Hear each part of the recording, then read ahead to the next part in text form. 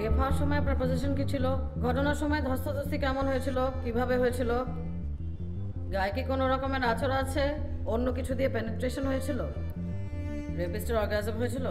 Rape হওয়ার সময় কাপড় কি ধুয়ে ফেলা হয়েছে? রেপিস্টের সাথে আপনার সম্পর্ক কি বলেন তো?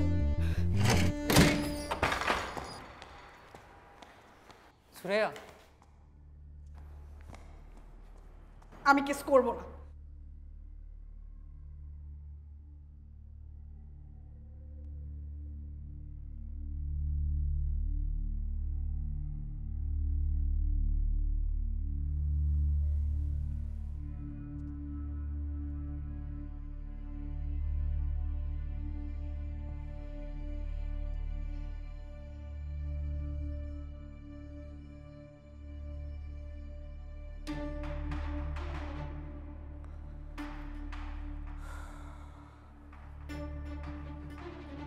এই তোর কইছিলাম না এই ছেড়ি ঝামেলা আছে।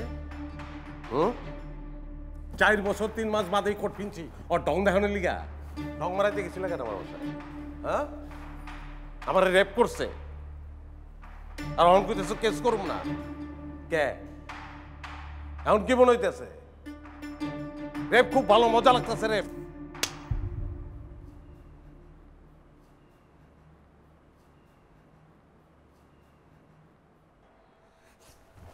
খারাপ ওই যাস তুই 49টা বাকি আছে।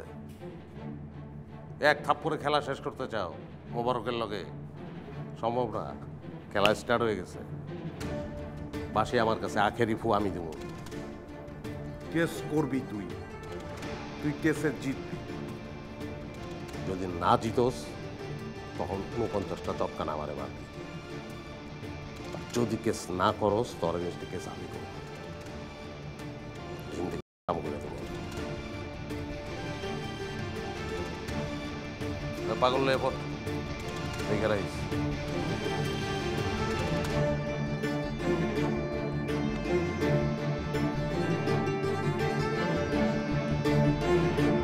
দর্শক, আহসান গ্রুপ অফ ইন্ডাস্ট্রির একমাত্র কর্ণধার রোমান আহসানকে তার শালিকা সুরাইয়াকে ধর্ষণের অভিযোগে কিছুক্ষণ আগে গ্রেফতার করা হলো।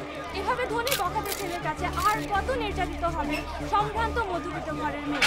বড় বোনের সাথে ব্যক্তিগত দ্বন্দ্বের জের ধরে ফাঁসানো হলো রোমান আহসানকে। এর কি আদৌ কোনো বিচার হবে, নাকি অন্য সব কেসের মতো এই কেসটিও হারিয়ে যাবে অন্য কোনো চাঞ্চল্যকর ঘটনা?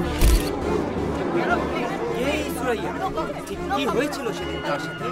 আর কেনই বা আপন ভগ্নিপতির নামে তুলেছেন রেপের মতো গুরুতর অ্যালিগেশন?